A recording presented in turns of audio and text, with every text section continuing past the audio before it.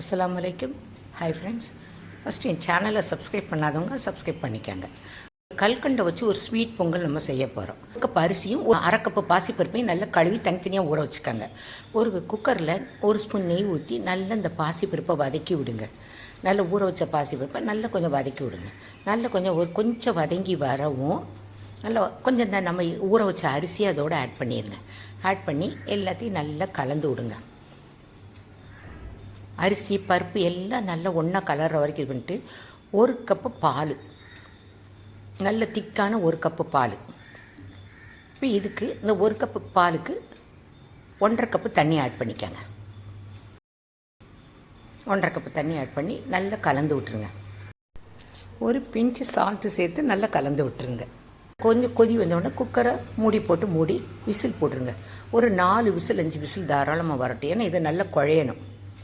இப்போ பாருங்கள், நல்லா கரெக்டாக செட் ஆகி வந்திருக்கு. இப்போ இதை நல்லா நீங்கள் கலந்து விட்டுருங்க. எல்லா இடத்துலையும் கீழே இருந்து எடுத்து நல்லா கலந்து விட்டுருங்க.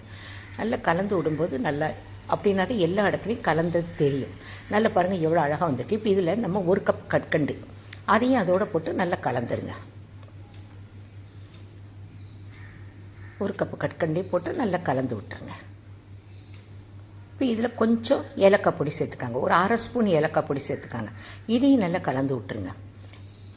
கலந்து விட்டுட்டு இந்த கற்கண்டு அவ்வளோ இனிப்பு தித்திப்பு கொடுக்காது.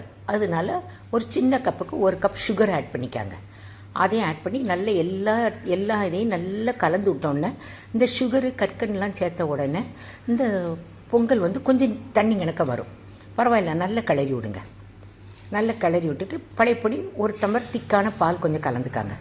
ஊற்றி நல்லா கிளறி விடுங்க. இது கொஞ்சம் இருக்கிற மாதிரி தெரிஞ்சால் கூட ஒரு 1/2 கப் பால் சேர்த்துக்காங்க. நல்லா கலந்து விட்டுட்டு ஒரு பேன் வச்சுக்காங்க. ஒரு சின்ன கடாய் வச்சுக்காங்க. வச்சுட்டு ஒரு ஸ்பூன் நெய் ஊற்றிக்காங்க. பொடியை நறுக்குன தேங்காய் உங்களுக்கு எவ்வளோ இது தேவைப்படுமோ ஒரு 2 பீஸ் தேங்காய் நல்ல பொடியை நறுக்கி அது நல்ல கோல்டன் ப்ரௌனாக வறுத்து அதை அதில் சேர்த்துக்காங்க. அந்த பொங்கலில் ஆட் பண்ணிடுங்க. திருப்பி பழையபடி அதே கடாயில் ஒரு ஸ்பூன் நெய் ஊற்றி இந்த கிஸ்மிஸ் பழம், அதாவது காஞ்ச திராட்சை, இதை நல்லா அந்த உப்பி பொரிஞ்சு வர்ற மாதிரி இதையும் சேர்த்துக்காங்க. முந்திரி பருப்பையும் நல்ல கோல்டன் ப்ரௌனாக வறுத்து சேர்த்துக்காங்க. நல்லா எல்லாத்தையும் கலந்து விட்டுருங்க. என் சேனலை மறக்காமல் சப்ஸ்கிரைப் பண்ணிடுங்க. எல்லோரும் வெல்லத்துலேயே பண்ணுவாங்க. ஆனால் இந்த பொங்கல் டிஃப்ரெண்ட்டாக முழுக்க பால்லையும் நல்ல கல்கண்டில் செஞ்சதுனால சூப்பரான டேஸ்ட்டில் இருக்கும். இது இந்த பொங்கல் நல்ல ஸ்வீட்டாக இருக்கும். நல்ல க்ரீமி ஸ்ட்ரக்சரில் வந்திருக்கும். ரொம்ப டேஸ்ட்டாக ரொம்ப மணமாக இருக்கக்கூடியது. எல்லோரும் விரும்பி சாப்பிடக்கூடியது. நீங்கள் வீட்டில் ட்ரை பண்ணி பாருங்கள். சேனலை சப்ஸ்கிரைப் பண்ணிக்காங்க. தேங்க்ஸ் ஃபார் வாட்சிங் மை சேனல்.